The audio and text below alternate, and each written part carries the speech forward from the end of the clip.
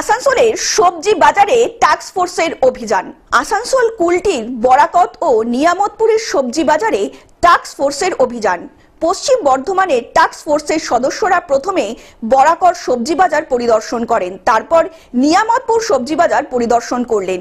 পরিদর্শনের পর টাস্ক ফোর্সের আধিকারিকরা বাজার পরিদর্শনের পর টাস্ক ফোর্সের আধিকারিক দিলীপ মণ্ডল জানিয়েছেন, কিছু সবজির দাম ঊর্ধ্বমুখী হয়েছে, তবে গত বছরের তুলনায় এখন দাম অনেকটাই নিয়ন্ত্রণে রয়েছে। এছাড়াও বিক্রেতা ও ক্রেতাদের সচেতন করা হচ্ছে। তো এখানে আমরা এখন এই নিয়ামতপুর বাজারে ভিজিট করছি, কিছু সবজি দোকান দেখলাম।